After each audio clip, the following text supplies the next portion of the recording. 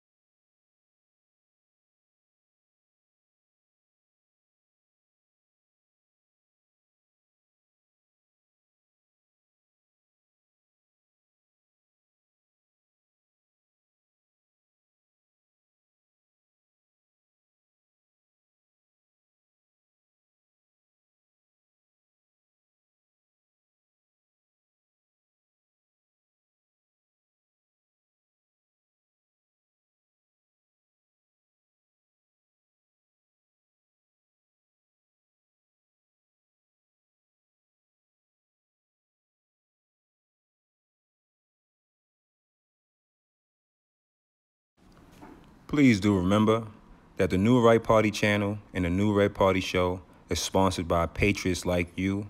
And as long as you're sending these donations, it allows me to create the content that will continue to make these motherfuckers sick.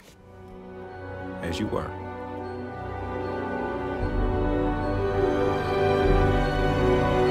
He's on fire!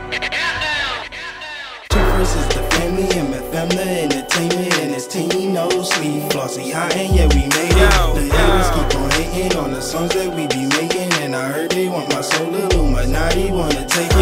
Versus the family and my family entertainment and his team no sleep. Flossy high and yeah we made it. The haters keep on hating on the songs that we be making, and I heard they want my soul. Illuminati wanna take it. CEO, bullshit, paying for the pussy, I endorse it, riding through the city, that's my off.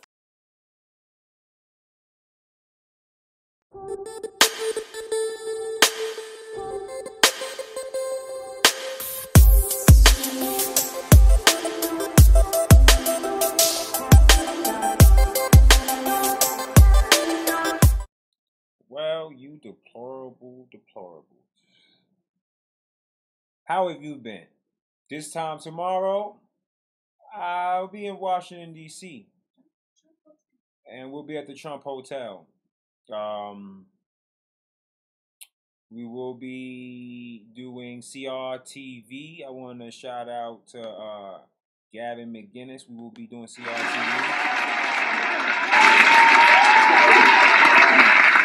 Get Shannon interviewed.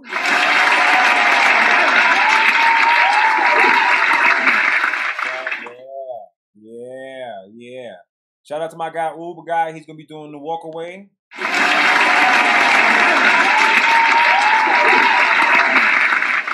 We want to give a shout out to the whole Turning Point USA, my baby sis Candace, my brother from another, Brandon Tatum, all of y'all.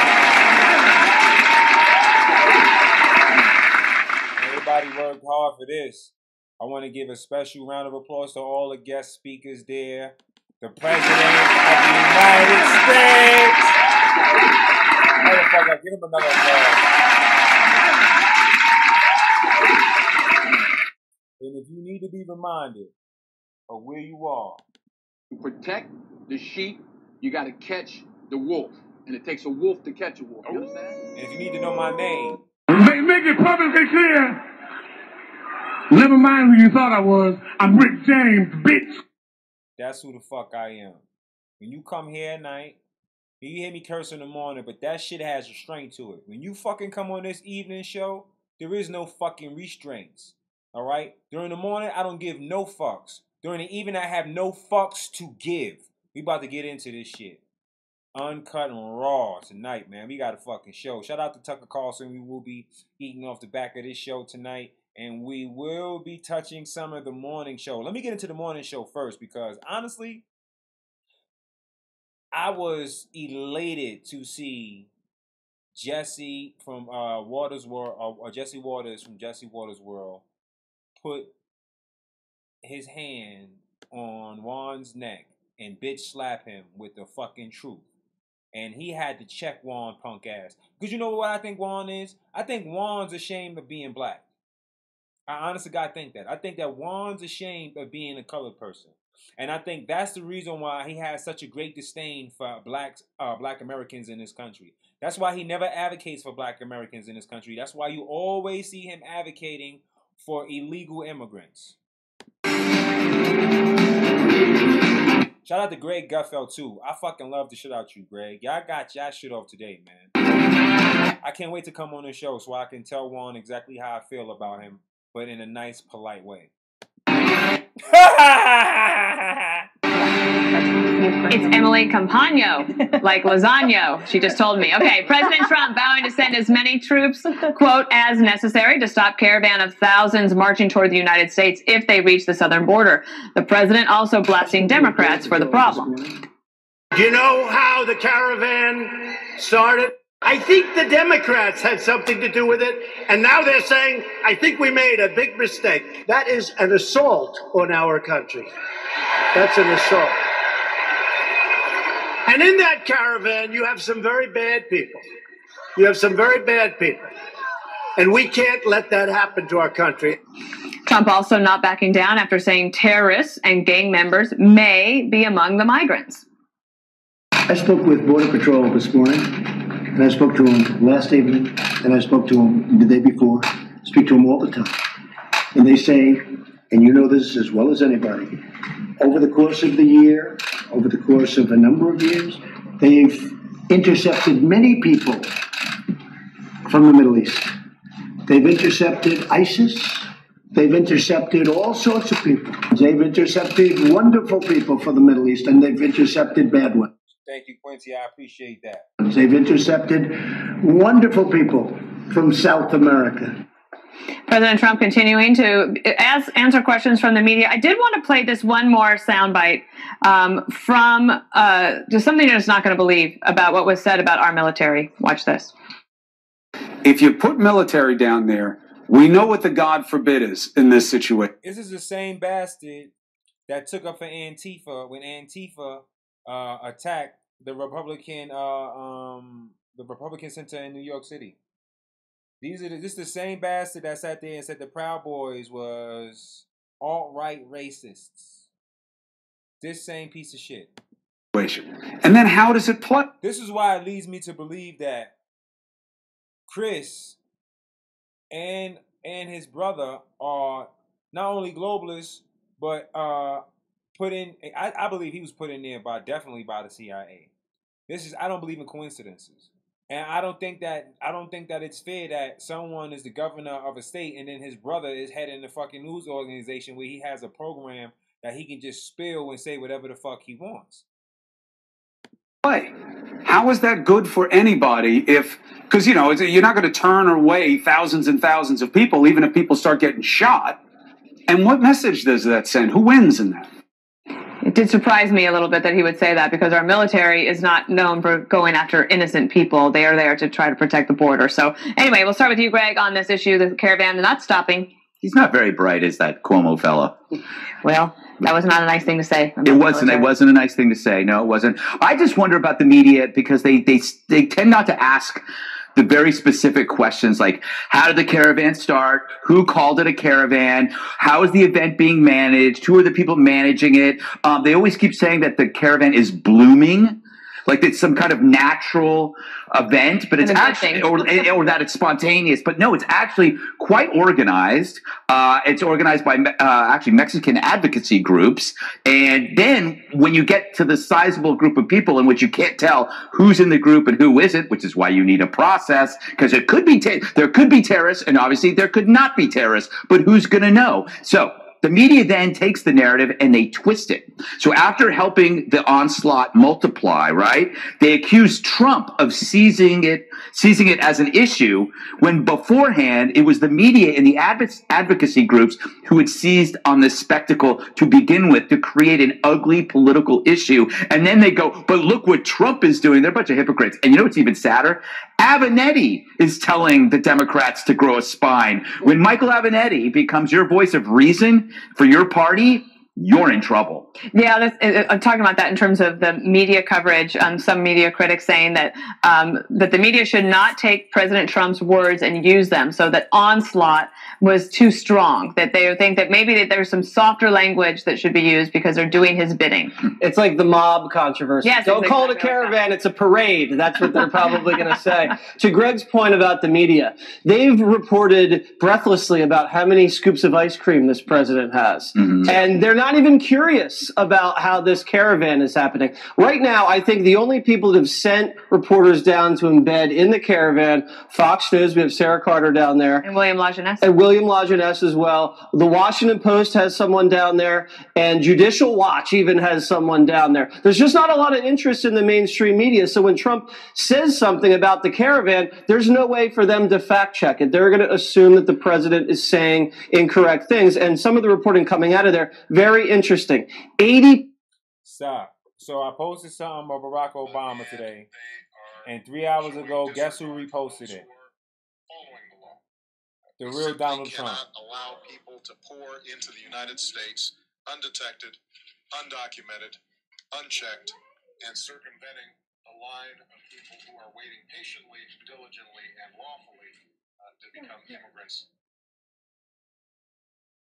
So Trump just posted what Obama said about the border. I love you, Trump. 80% of those people in the migrant caravan are males. I took my watermark off. Under the age of 35. And they're not fleeing violence. These are economic refugees. And you know what they told the Washington Post? When they get there and start making money in America, they're going to wire the money back to El Salvador. Some of these people are gang affiliated. A lot of these people also have been previously deported. And that's been confirmed. So if they're really that upset about the conditions in their country, instead of marching up north to America, march against your own corrupt government. That would solve a lot of problems, in my opinion. And then here, Juan, of course, we're 2 weeks away from the midterms, 2 weeks today. So somebody like a Joe Donnelly and a Claire McCaskill, two red state Democrats that are running for re-election, they know that for the next 13 days, that the Republican candidates are going to be using this issue, and it's not good for them in their campaigns. No, because anytime you use fear-mongering, I think it really pushes a button, and I think I hate you, Juan. You mean like beating up people who want to vote Republican in the street? You mean fear taxes like that? You mean saying push back on them wherever you find them at? Make a crowd, get a bunch of people, push back on them, continue to push back on them? You mean to say don't be civil with them? That's what you mean, Juan? President and the Republicans right now, absent a message for the midterms, have decided this is the button to push. I read today where Stephen King, the horror book writer, said, you know, that the Republican campaign theme here is be afraid. Don't be brave, be afraid.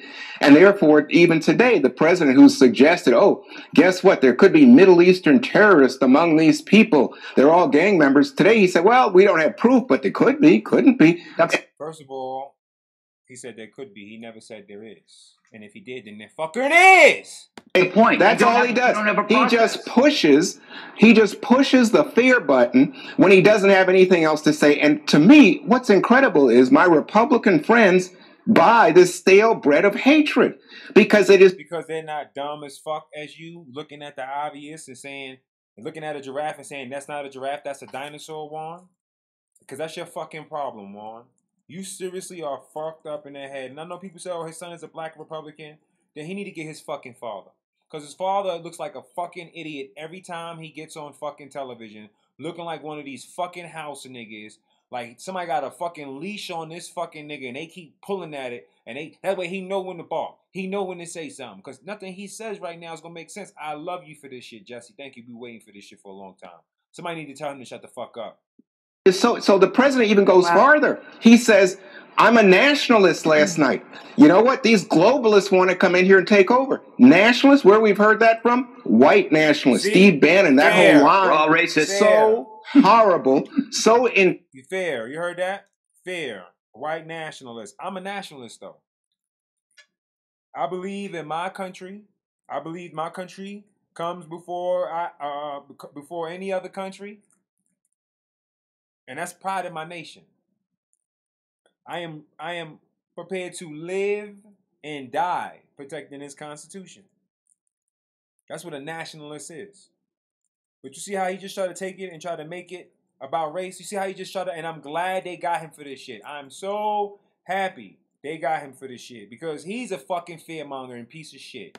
He needs to be fired off the show. Divisive. Oh, these brown hordes are it's divisive to call your fellow Republicans. Your sons are Republicans. Listen, I'm You're telling calling Republicans racist. No, I'm calling this action by this president, given the divisive nature of it, intentionally. So should he make a couple? Should he just not do nothing? Should he just do nothing? No, because remember, we've had things like the Mariel boat lift. If you think back to 1980, that was a very good thing. Right, but guess what? Well, how did America react? Dana, think about how we reacted in. Jesse about to shut this fucking uncle, Sis Sambo the fuck terms up. of we are generous. Even if you think about the Jewish exodus, you think shout out to ass dropping Jaleh.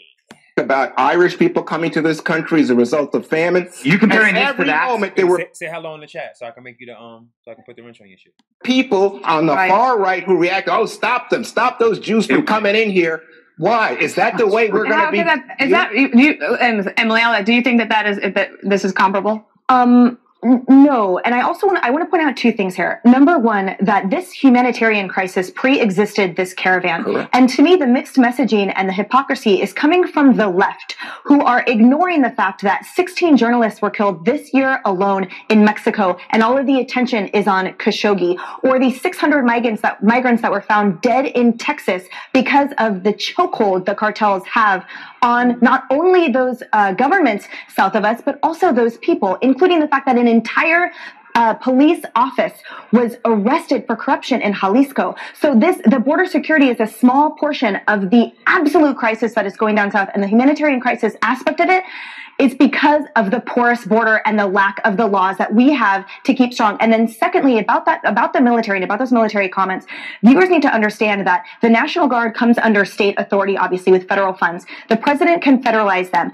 Active duty military, the exception to the Posse Comitatus Act is the fact that if active duty military is in a support, not in law enforcement role, then that's how that is legal. So that the conflating of the issues and the hyperbole from the left of saying that they're going to start shooting people is absolutely offensive and totally incorrect. Emily, I just wanted to pick up on something you said. Yeah. We disagree, obviously. I feel so passionately about this. Here is where it starts, and I'm glad he feels passionately about being a fucking dumbass. Welcome to being a fucking dumbass. I'm glad you are. I'm glad you feel away about it. Welcome to being a dummy. I just think this is this is lowball politics. But something you said so important. This is a humanitarian crisis. Predates the humanitarian crisis is what I'm about to show you next. And people should think of it in those terms because I think that conservatives historically have been empathetic, compassionate people, not like what this president is doing. Juan, I got to address some of the things that you've just said. Sarah Carter, one of your colleagues here at Fox News, went down there. Actually, you're not there. She's down there. She's a colleague, spoke to Guatemalan intelligence and interviewed people in the caravan and has confirmed that there's MS-13 affiliated gang members among the caravan. If you're going to sit there and call your colleague a liar while you're sitting on your tush in a nice air-conditioned studio in Manhattan, I really think that's unbecoming. coming. Second of all, just ain't this motherfucking nigga. Shut the fuck up. God said what to do with the. What are you going to do about the caravan, Juan? You have no plans to do anything about it. Are you kidding? Have you had anything you wanted to add of substance? No, because this Negro don't read. To what to do with this 7,000 strong migration coming up north? Do you want an answer? I think that it's very clear, given that Republicans control the White House, not for the Republicans. What are you going to do when they come to the border, Juan? Why don't they fix the immigration system that's so badly broken in our country? Fix the immigration system? Yes. Everything that invites these immigrants up here is because of Democrat policy. Oh, there we go. Blame Democrats. The Feinstein memo. All these and the Democrats other thing are in the Clinton administration. This is what attracts these people. This is low-ball politics, and you are on message for President Trump. Although today he said he has no proof. You want to protect the election integrity, but you don't want to protect the integrity of the border. Oh, my gosh. If these were Russians coming across, you'd probably build the wall. Oh, and so these people are coming with guns. There are hordes coming now. They're going to take over America. No one's taking over anything, Juan. According to Juan's logic, Mexico is also. Greg Gutfeld is about to further beat Juan's bullshit up. Racist because they're trying to limit the immigration as well. They're sending troops to their border. So clearly the Mexicans are racist too, Juan. Everybody's racist if they don't agree with you. You are so if anybody disagrees with you, you are obsessed with race. That's your problem. Me. Oh, you. Your filter is nothing but race. Yeah, I think you have a difficulty acknowledging where there's... Thank you. That's all the left has is race. Race bait, race bait, race bait, race bait. Trump says that he's a nationalist, and now he's a white nationalist. Now they want to make him part of the alt-right. I'm a fucking nationalist. I believe in nationalism. I'm not from anywhere else but the United States of a fucking America. So I give a fuck about here and nowhere else. Fuck what you heard. This is not worry about people who you don't fucking know for, so take food out your mouth and give it to them. We give enough in aid. More than any other country in the fucking world. We do not need to allow people to come here just to sit on their ass for nothing. When you ask people, what do you want to go to the U.S. for? They say, because I want a better life. I want to eat better food. I want better housing. But none of them saying, because I want to go to school. Because I want to learn English. Because I want to be a doctor. Because I want to be a lawyer. It's full of shit. These people in these fucking caravans. And the numbers just keep fucking adding. Who is feeding them? How are they shitting? Who's giving them water?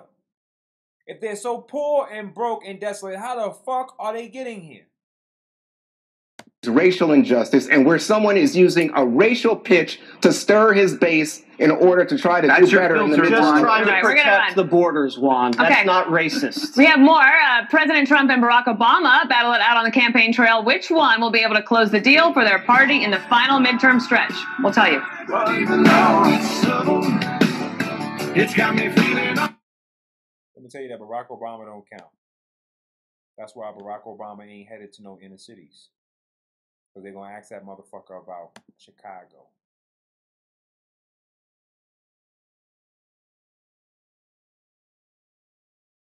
It in some of the polling leading up to the midterm elections. Americans are concerned, and by the way, a lot of these people are Trump supporters. They are concerned that a Republican majority is going to take away their health care. They're concerned that Obamacare is going to be repealed. It was not. It should be repealed. Anything that forces you to take it is not something that you want in the first place. Barack Obama was a dictator. Overwhelmingly popular when it was passed, but now it is. And that is what people have been taking to the polls during the midterm, during these special elections, and they're taking this concern to the polls in the midterms. You know, as for the caravan, this is just something that Donald Trump and frankly a lot of Republicans do, which they try to deploy scare tactics at this stage of the game to make people nervous. This is why you see Donald Trump going on the campaign trail, delivering red meat to his base, trying to get them excited. And, you know, to an extent it may work, but ultimately, I think when people go to the polls, and you're seeing this with independents, you're seeing this with a lot of moderate Republicans who are leaning toward Democrats this cycle, they are going to vote on kitchen table issues that matter most to their families, and that is healthcare and the economy. All right, we will watch. Thanks, you guys. Good to see you both tonight. Thanks, Martha. Thanks, Martha. So late this evening, the Trump administration appears to be toughening its stance on the death of Washington Post columnist Jamal Khashoggi. we're making very clear that the United States does not tolerate this kind of ruthless action to silence Mr. Khashoggi, a journalist, through violence. Very big developments today from Secretary of State Pompeo on what is going to be done in retaliation. So what if the administration, what's their play here? How's it going to work? General Jack Keane here to walk us through what happens next. For days, we have watched as a growing caravan of Honduran nationals has snaked northward toward our border to claim asylum here. The spectacle has been televised from the very start, and it has sparked an explosive political debate. Now, more migrants are on the way. There are reports tonight that another caravan of asylum seekers, this one organized exclusively on social media, is planning to leave from El Salvador next week, heading here. You can be certain that when and if that group actually arrives here, the usual red-faced cable news anchors will demand that we let them in immediately, no questions asked. Never mind that 1/3 of all Salvadorans on Earth already live here in the United States. It is our duty, they will tell us. Once those anchors get off the air, they will return home to entirely immigrant-free neighborhoods feeling good about themselves. The only Salvadorans they will ever meet personally are those doing their laundry for minimum wage. But ignore the hypocrisy if you can. Stifle your personal concerns about mass immigration. People are suffering, they're telling us, and only America can save them. If you've been watching television, you've seen pictures like this all day of desperate poverty and hopelessness.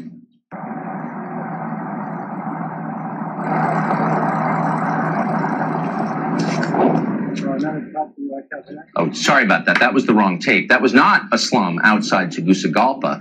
That video was shot right here in Orange County, California, not far from Disneyland. The desperate and impoverished people on the screen you saw were American citizens. These are American citizens. So while the left tells you about people who don't belong here, you are looking at the state of America and what they are doing to their own citizens by allowing all of these illegals in. Hundreds of thousands of them sleep on the ground every night in this country. They don't make it on CNN very often. They're just Americans. Their tragedy is not interesting. If they did laundry at $5 an hour for rich people, though, our moral superiors might notice and care. But as of now, no, the cable news geniuses could not be less concerned about what is happening to American citizens. Which, if you think about it, kind of explains the Trump phenomenon. One of the great mysteries here in Washington is how a president with no prior political experience, who is emotionally volatile and not very articulate, remains nevertheless so very popular outside of Washington. It doesn't make any sense, but of course it makes sense. Trump's secret? He says things like this. They have a word. It sort of became old-fashioned. It's called a nationalist. And I say, really, we're not supposed to use that word. You know what I am? I'm a nationalist, okay? I'm a nationalist. And I just want to say, I'm a nationalist too. A nationalist. In other words, a leader who puts his own country first, who cares about his own people most. You think everyone in charge of a nation would be a nationalist. Putting the interests of your own citizens above those of citizens of other countries was once considered a prerequisite for running a democracy. Not anymore. Now it's considered immoral, evil, in fact. Watch this. Nationalist. Use that word. We're going to talk about that word tonight. It is a favorite of the alt-right and is loaded with nativist and racial undertones. He's weaponized race and sort of nationalism and dog whistles. You're suggesting there's some kind of dog whistle there. It is. It implies, it does provoke hate activities. What are you trying to say as President of the United States that you're a nationalist? Americans know what that means. It's not even a dog whistle anymore. It's a bullhorn. Not a whistle, it's a bullhorn. Hitler was a nationalist. Of course, so were Mahatma Gandhi and Abraham Lincoln and every other leader of every other nation state throughout history until about 20 minutes ago. But whatever. Nationalism provokes, quote, hate activity, says a sitting U.S. senator. All the cable news geniuses say amen. There was a time, in my lifetime, I'm not that old, when a picture like that would have just elicited nothing but sympathy and empathy among the American people. You see that and you think, oh my God, what must be happening where those people are coming from? How can we open our arms to people like that? These people are coming and asking for asylum. Guess what, Ben? It's in our laws that people are allowed to come to our borders and ask for asylum. This is a moral outrage that harkens to the worst excesses in the history of the country, to the separation of families at the slave auction blocks, to the separation of Native American families. I hope you're following that at home. Immigration, it turns out, is not...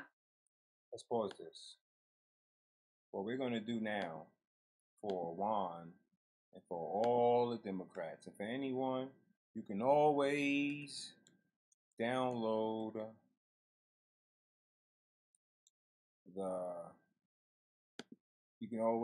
download the video and chop it up and share this. Nationalist. A person who advocates political independence for a country relating to nationalist or nationalism. That's what a nationalist is. In order to be a nationalist, you have to be part of a nation. This is a nation. See, what the left is doing on the news is they're playing on the fact that you are uneducated, because they've used the school system to uneducate you, to make sure that when they say things like this, you're not standing up and saying, that's not what that means.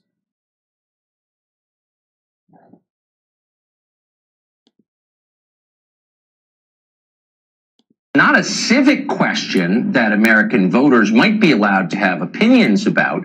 It's bigger than that. It's a moral outrage. It's a humanitarian crisis. The law is irrelevant here. So are any of your stupid, selfish concerns about the effect of impoverished foreigners moving into your neighborhood or your school district. The rule here is simple. Listen carefully. If people from a place poorer than America want to move to America, they get to do that, period. If you disagree or complain or do anything other than recite the poem at the bottom of the Statue of Liberty, you are, well, you already know what you are because you've heard it 1,000 times, but we're going to tell you again anyway. Maybe this time it will penetrate. You are a racist. They see those pictures and are being told, fear those brown people. The Democrats are a diverse party. The Republicans appeal disproportionately to older whites. I know, but whoa.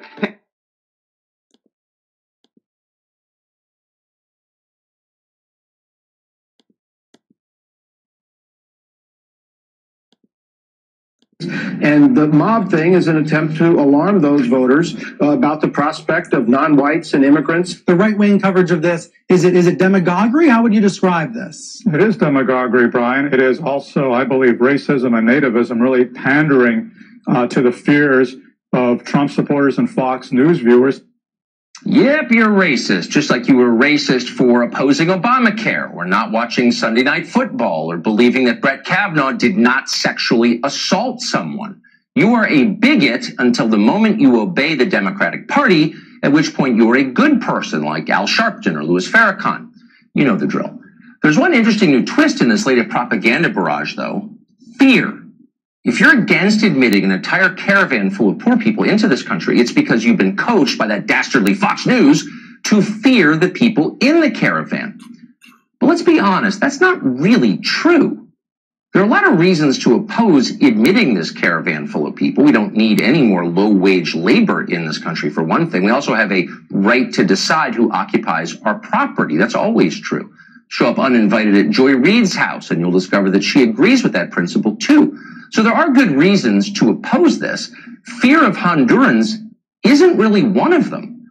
By and large, these are not scary people. Mostly they're just poor people from crappy countries who want a better life. That's understandable. Nobody blames them for that. Nobody's really afraid of these people. What normal people are afraid of is this. We believe survivors! We believe survivors! We believe survivors! And this.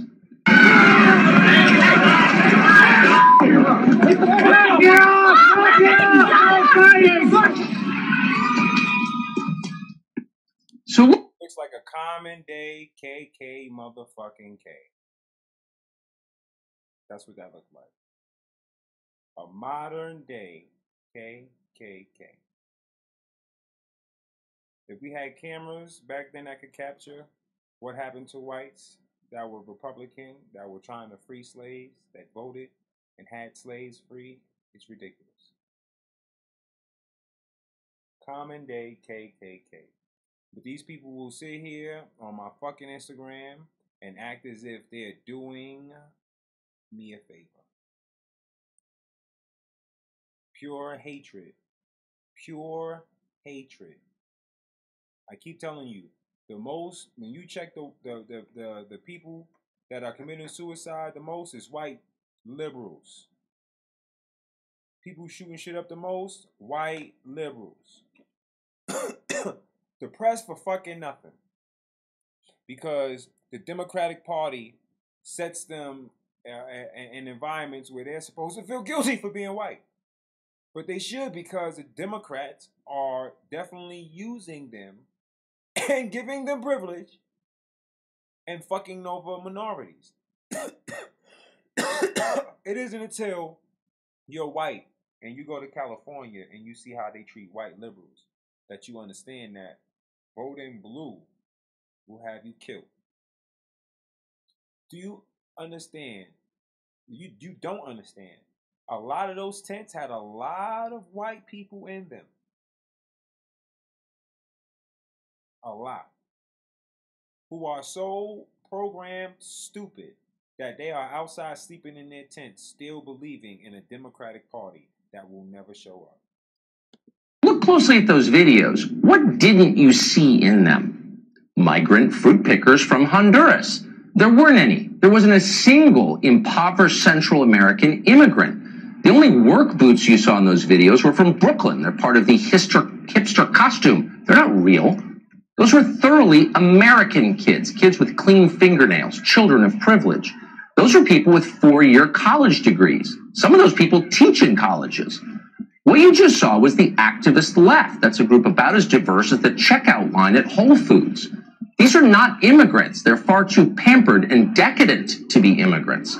These are homegrown religious extremists who believe in nothing but their own power.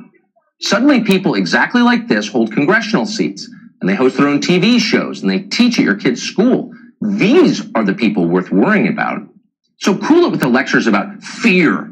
Listen carefully, cable news geniuses. It's not impoverished peasants from Central America we're afraid of. It's you.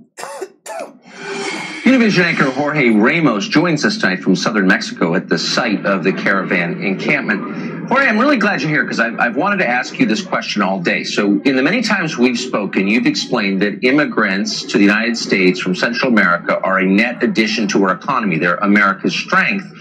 They make this a much better country. Given that, why isn't Mexico jumping at the chance to absorb these migrants into its economy? Why is it wasting this human capital?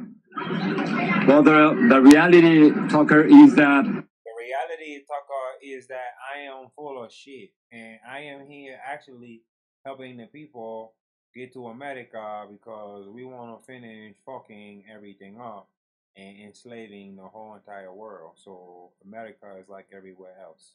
Most of the immigrants that you see behind me, and as a matter of fact, they're not criminals or terrorists or not even immigrants. They're refugees. They don't want to stay here in Mexico. They want to go to the United States. Their plan is just to have a better life in the United States, and they are refugees. So I think we have to... They're refugees. I didn't know Mexico was war-torn. I didn't know there was a civil war happening in Mexico. I didn't know that the Mexican government was hunting its citizens down and its citizens needed to now seek asylum from Mexico. I would slap the shit out of him if I was Tucker Carlson, because I won't be in front of him to be able to slap the shit out of him the way he needs the shit slapped out of him. And not with your hands, with the truth. With the truth. Treat them with respect. We have to listen to the stories, hear their cases, check the backgrounds, and if they apply for political asylum, go through the process.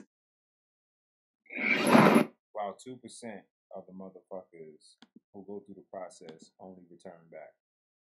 The rest cut the ankle bracelet off. And he knows it too. And he's there telling them how to circumvent it. But the reality is that they don't want to stay in Mexico, where, by the way, in the last 12 years, more than 200. They don't want to stay where they were born to make that country better. Is what he's saying. Is what he's saying. He's trying to portray the Mexicans as weak. He's a liar. Thousands of people were They're being promised better lives. killed. They don't want to stay here. They're fleeing violence and extreme poverty in Honduras, most of them. So they want to go to the United States. They don't want to stay here in Mexico. And in Mexico, by the way, they crossed the border between Guatemala and Mexico. I was there this morning. But that's probably just for Donald Trump to see. Just by the bridge, you will see little boats crossing thousands of immigrants in the last few days for $1 per But I'm person. confused. But hold So, on. that Wait, was but hold just on. for show. The reality is completely different. Okay, so you say that the United States must show respect to these, what you call refugees. Why doesn't Mexico show them respect? Mexico is a rich country, the richest in the region. There are more billionaires in Monterrey and Mexico City than there are in Washington, D.C. Why are they sleeping on the ground? And why haven't they been taken care of by rich Mexicans of goodwill, the blue-eyed ruling class of which you were a part? Where are they in this?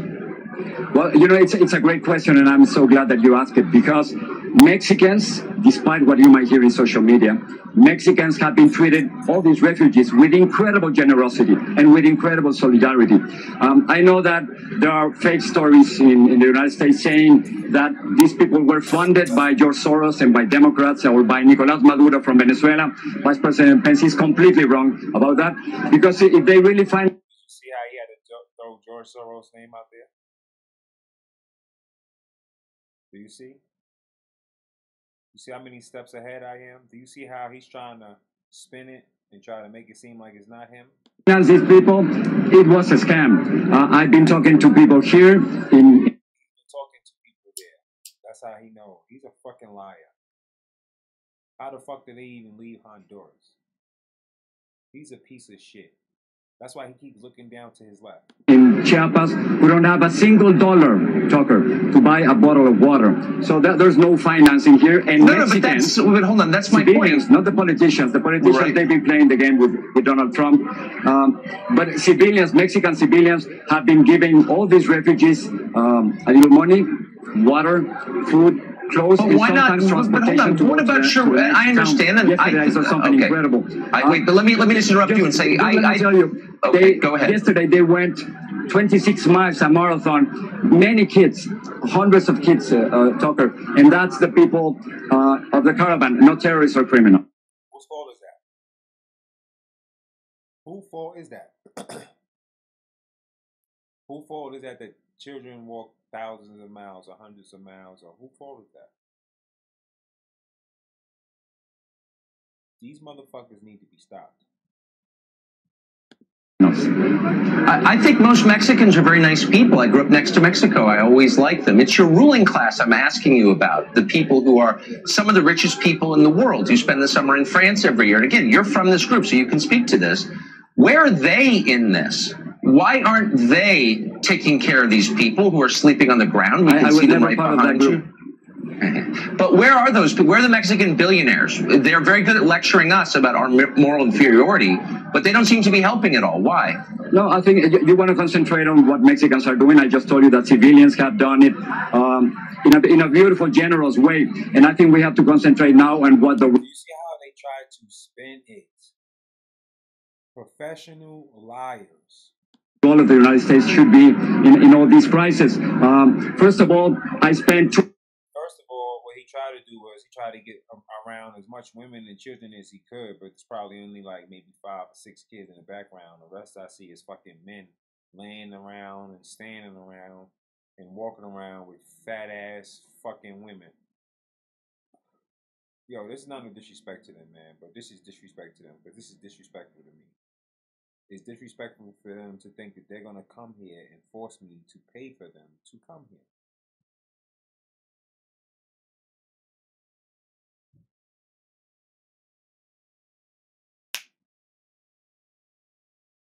There are more rich billionaires in Mexico than there is in Washington, D.C. Why aren't those elites helping those people? He don't want to tell you who's funding it. He's trying to make it seem like the Mexican people are funding it. No. Who's paying for the gas, the buses? Who's doing it? 2 days with these refugees, and I have not seen a single person from the Middle East. That's a lie. And I think, Tucker, you have to tell the truth to your audience, and you have to make sure that people are. What do you think? Do you think I should go down there after this and do some investigating reporting? Maybe like a week or something. Go live, bit by bit.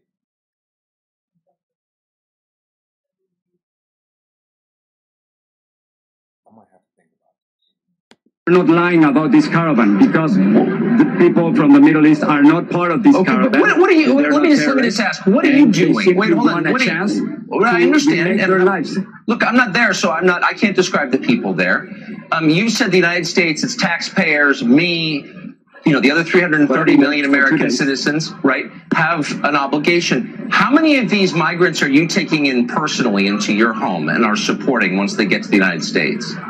I think that's a great question, and that's precisely the kind of question that people like you ask when you don't want to understand that this has nothing to do with individuals. It has to do. You see? You see how again he's trying to spend it? Listen. With nations, and what we have to understand is that these refugees are not a threat to the United States. I know that in Fox News. No, but how many are you taking? Before you attack the Fox, it's a simple question. How many are you taking? They are not a threat to the United States. I think it's really a love letter to the United States, and you know what they're saying? He's taking 0 in, none in, not a fucking 1 in, not a fucking 1 in. In the United States, please help us. You are the only ones who can help us. I think that's right. Exactly what they are asking from President Trump and from people like you and from all your audience. So I think it's very important that you say. What about you? Hold on, I understand. Fox respondents to this. I'm not attacking. And don't lie to your audience. But I'm not lying to the audience. I'm trying to get. Tell them the truth about I'm going to stop with this. I'm going to stop with this. You and Fox News and President Trump are saying. I'm asking you a very simple question. That's another thing. If I was Tucker, I would have cut his mic. Okay, let me just ask you. Let's answer this question. We can end on this.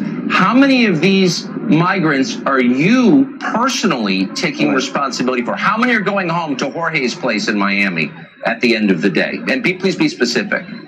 Yeah, well, I think that, again, this has nothing to do with individuals. It has nothing to do with me. I wish I could help all of them. But right now we're talking about 7,000 here. We're talking about 2,500 kids. It is impossible for an individual to deal with a crisis like this. I think President Trump's immigration policy has been a complete failure. Have you donated money personally? I hope that, you could help. You donated money? And I wish I could help them too. I wish we could do that. Well, sure I wish we could do something like that. But I bet if your kids were in danger of being raped or being raised in extreme poverty. They are being in danger of being raped, of being murdered, of being robbed.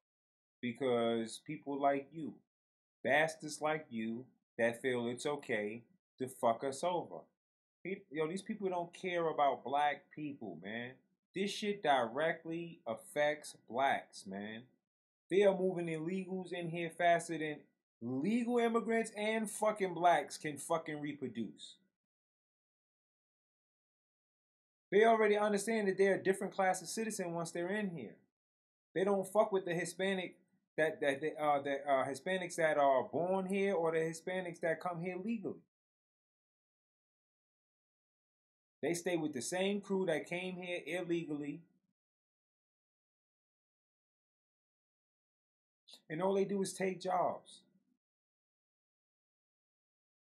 You just seen all those Americans sleeping in tents. All the money that we waste giving other countries aid, and we have people that are Americans, that are fucking Americans, our veterans, sleeping in the streets. Poverty or being threatened with joining armada or a gang, what would you do? I mean, would you I take can the count risk? on you I to think do a you would take the stand-up same next risk to that them, they're but doing probably not for to their help them, kids. I noticed. Okay. Jorge, thank you so much. Appreciate it. People are very upset about the migrant crisis. Not upset enough to help personally, but upset enough to maybe help. Rick Hume joins us just after the break. Is the midterm a blue wave in the making, or is it not? He's been thinking about it. We'll be right back. Ain't no fucking blue wave. Ain't no fucking blue nothing. The only thing blue is them motherfuckers. Blue moon, you saw me standing alone. Real fraud shit, these motherfuckers.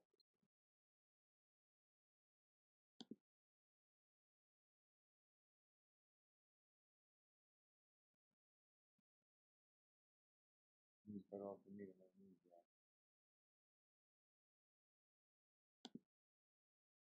I hate to make it a political question because I think it's a civic question, but it is political. What's the political effect of it? Well, if you think about it from Trump's point of view, here's an issue, immigration, that hadn't been all that prominent this fall, but one that he emphasized, I think, and I'm sure he believes to great effect in 2016.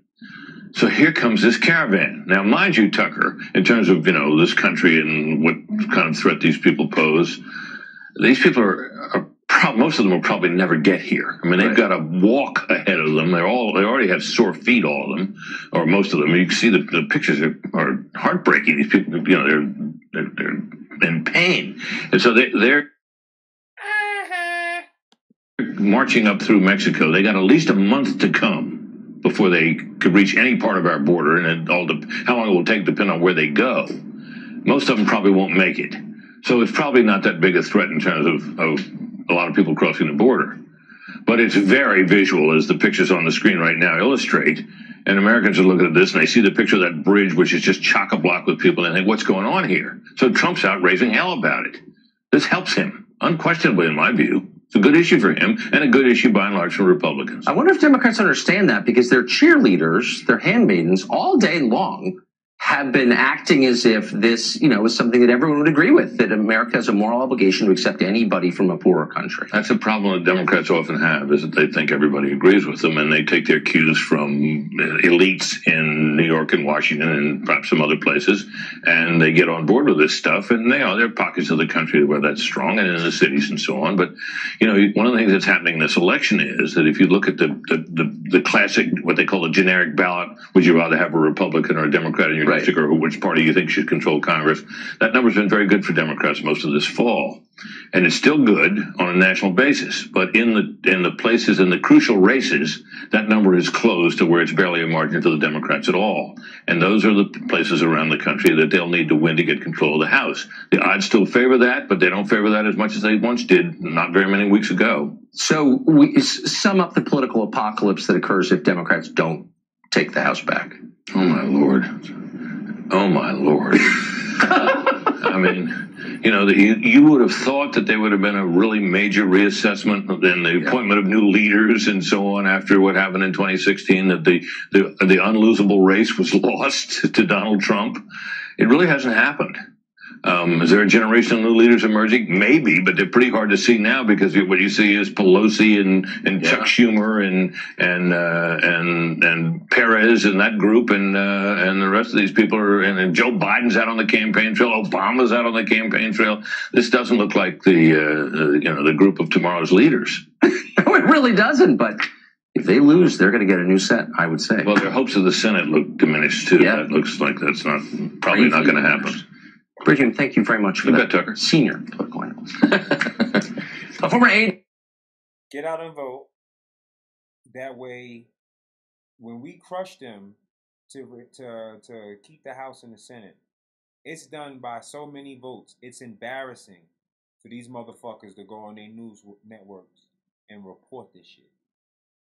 Get out and vote, so we spank these motherfuckers like they deserve to be spanked.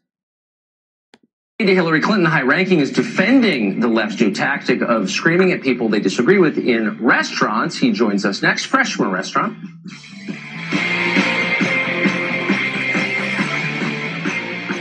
Work hard to protect this tuchus. Take care of any messy situations. And put irritation in its place.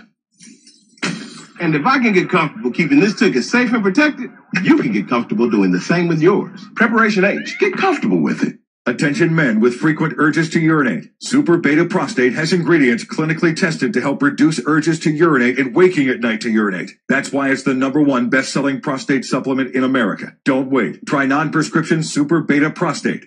I'm all about my bed. This mattress is dangerously comfortable. When I get in, I literally say, ah. Meet the Lisa mattress.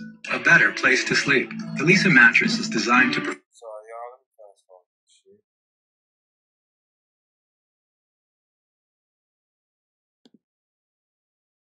votes that some Democrats don't like, rather than wait until the election 2 weeks from now to vote against him, some decided to scream at him and his wife in a restaurant. Do you think that putting a sexual assaulter on the court is a victory for women? Thank you, sir. God bless you. So you believe in men assaulting women? That's what your vote passed today, Senator. I believe in due process. So why do you support a man that abuses women? Shame on you, Ted Cruz. God bless you, ma'am. Shame on you, Ted Cruz. Shame on you, Ted Cruz. Shame on you, Ted Cruz. Shame on you, Ted Cruz, changing minds and annoying travelers at the same time. Who is it? Always some fucking snowflake coming out trying to make someone else feel white guilt. You have to be guilty if you're white because you're responsible for everything that's racist. Well, that's true if you're a fucking Democrat. If you're a Democrat, that's true. And just like they've tricked slaves before to work on plantations and not understand that what the fuck they were doing were wrong at the time, they've done the same thing now. 2018, where they tricked a bunch of fucking black people, mind slaves, to continue to vote for them so they can continue to oppress black people. And that wasn't a restaurant, of course, that was Washington National Airport. Cruz is not the only lawmaker getting yelled at these days. Mitch McConnell recently screamed at in a restaurant. Also, watch. Dick Smith!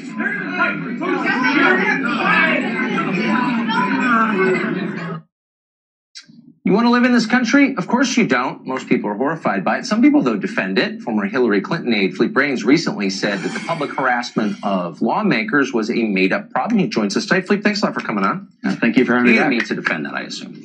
I wasn't defending Ted Cruz. Those could have been Republicans chanting against Ted Cruz, the way he's so unpopular. Screaming at people in public places. So unpopular that him and Donald Trump just had 100,000 people in Texas trying to see them two together. Somebody need to tell this fat fuck to just be real. Is not, you could argue it's protected by the First Amendment, that's fine. But it's not the way that people should behave. It's not anything we should defend, and it's not the country we want to live in, is it? Well, let's be clear what happened. First, the first instance of this was Sarah Sanders, who was in a restaurant in Virginia and was ejected. She was asked very nicely to leave. She was asked nicely more than sometimes you're nice to me in terms of questions. So I don't think that is a heavy price to pay for someone who lies with impunity every day to the American people. So you worked for Hillary Clinton. His husband was credibly accused of rape. If your mom was not credibly he was accused of rape by someone with all kinds. He was credibly accused of rape. Do you see what I'm saying?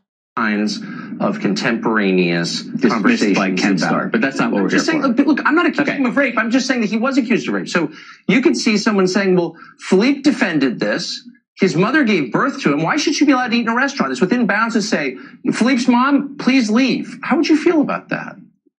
Nobody was protesting Sarah Sanders' mother. It was Sarah Sanders. Because she works for a guy they don't like. Look, I'm just saying. First of all, she has free will. She doesn't have to work there. It's an honor and a privilege to work there. Well, you don't have she to chooses every day how would you like it? She chooses every day to lie to the American people. People are seeing public officials, and they don't see any accountability.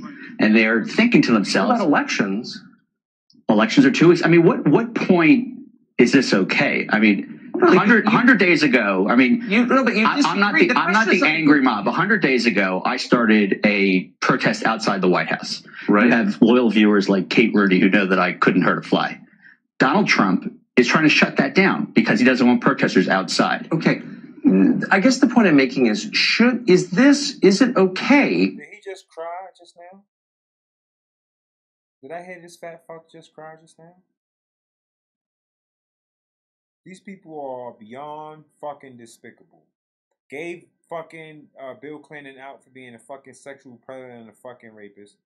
Tucker, we got to do better at attacking these motherfuckers, man. Or do things start to fall apart? I'll tell you what's not okay. This kind of I'll tell you what's not okay. Lots of things aren't okay. It's been 642 days since Donald Trump was sworn in. Not one of those days has he said, we've got to dial down the rhetoric. I'll tell you what he did say. In the last few days, have you seen he has specifically Democrats? Is this fat fuck? Do you understand how they try to spin the bullshit and make it Donald Trump? Like he's telling a bunch of young, rich college kids to dress up as broke ninjas and fuck up property and beat on people who want to vote Republican, black and white. I'll tell you what I saw. He specifically, we're not in power. We're not. There's nothing to hold us accountable to. No, because your youth, in the last week, all the little robots who follow you are doing this. I mean, I must have 10 people have been yelled at until they had to leave restaurants. All conservatives. Is that okay with you? I don't know who you're referring to. I am okay with Sarah Sanders, Secretary Nielsen, and Mitch McConnell. Yes, Mitch McConnell was more in danger of salmonella in that restaurant than he was. Hillary Clinton is in a restaurant, and I walk up to her. I've been with her when she's accosted. No, but I get it. It's not. But are you okay with that? There's a difference between something being unpleasant. She leaves. There's a difference between something being unpleasant and something being okay. Obviously, if you're protesting something, you're disagreeing. How about you? If I separated children from their parents and I went to dinner at a Mexican restaurant, I would realize that there's a possibility. How about if I endorse third-term abortions? I mean, there are lots of things I disagree with and find repugnant that you support, but I'm not. You're going not a public to yell official, at you. Tucker. No. So is it okay to scream at Nancy Pelosi until she leaves a restaurant? And the answer is no, it's not okay. It's never okay. I think what happened with Nancy Pelosi was fine the other day. She was walking out of a fundraiser and a group was she was sitting protesting. there with her daughters. You don't see any of us yelling about it. If I walked up and said, Nancy Pelosi, I'm going to yell at you until you leave the palm because you support a policy I disagree with. I think a normal person would say, you know what, if you don't creating like hypothetical, that's not what happened with any of these instances. Because conservatives don't do it because they're not monsters. In the last 10 days, Donald Trump used the name George Soros for the first time in his presidency, and the guy had a pipe bomb in his mailbox last night. And we're talking about whether or not Sarah Sanders gets her Cornish hen. Put a pipe bomb in George Soros' mailbox. Why do you think they did? You think it's just coincidence? Criticize George Soros because Donald Trump runs around. No, because George Soros. Don't laugh. I'm laughing because to draw a connection between Trump, Soros. I've criticized Soros 1,000 times. I hope he'll live long enough. But you're not Donald Trump. I'm not Donald Trump. Our elected leaders are not allowed to criticize George Soros. Come on. In 642 days, if there's an angry mob, if we've gone from coconut juice and soy to angry mob, and everyone is so worried about violence, why has Donald Trump not said everyone needs to dial it down? The rhetoric. He has said that the left needs to dial it down because that's the person's committing the violence.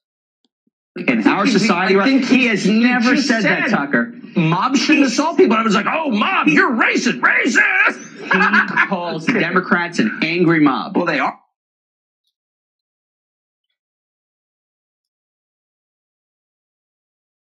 Let's get to the last segment.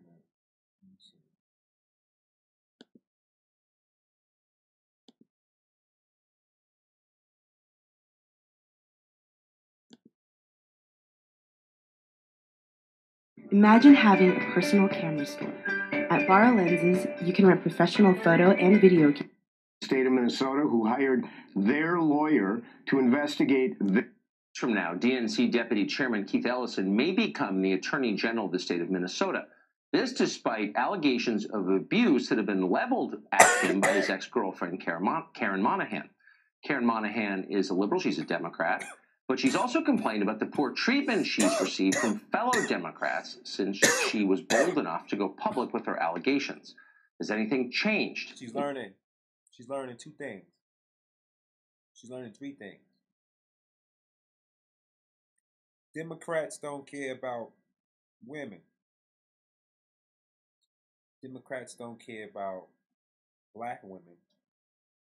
And Democrats don't give a fuck about black people, colored people, minority people. Unless you are a face that they can use for their global games. In the weeks since she said that. Well, Karen Monahan and her attorney, Andrew Parker, join us tonight. Thank you both for coming on. Thank you, Tucker. Thank you. So, Karen, you had said publicly that since coming forward with your claims against Keith Ellison, that you were in effect blacklisted by fellow Democrats. Can you describe what you meant when you said that? Well, I think if you look on social media, if you see some of the letters that have been written that basically say they don't believe me, the folks who have signed on, it's pretty apparent. There's been a lot of bullying. There's been a lot of harassment, isolation by many folks that I stood side by side with, supporting them in their campaigns, walking with them in various protests, work together on different issues around social justice. Were you, I mean, that's not the reception that people who say they're survivors of abuse expect they're going to get from the left, from Democrats. Were you surprised by it? No. I watched the Me Too movement. It was, I watched both sides basically take women's pain and use it as a tool for politics. And once it came to one side or the other, you would see these same people start pushing away from it and saying stuff like, well, let's talk about the real issues. And this is a real issue. Andrew Parker, do you think that the Democratic organization in Minnesota investigated this in a legitimate way, these claims? No, it wasn't legitimate at all. Any objective review of it would reach the same conclusion. The Democratic National Committee kicked it to the DFL party in the state of Minnesota, who hired their lawyer to investigate their candidate for Attorney General, and not just their candidate, Tucker, for Attorney General, but a cause celeb for the Democratic Party, a leader of the progressive movement, not just in Minnesota, but nationally. The vice chair of the Democratic National Committee is who they were investigating, and they hired their own lawyer, not an outside independent lawyer, their own lawyer, and a law firm that raised over $500,000 for Democratic candidates and over $50,000 for Keith Ellison himself. Yeah, that's not legitimate. Karen, you have said, or allegedly, there is a video that shows you being dragged off the bed by Keith Ellison, him swearing at you. Does that video exist? Yes. Will the public have a chance to see it? Well, the public will not have a chance to see it. That's my pain. And for something like that, for everybody to look at and oogle over something that was very traumatizing for me, absolutely not. I would not allow the public to see it. If and when I decide to show it to somebody, it will be in my time. I mean, this is a process.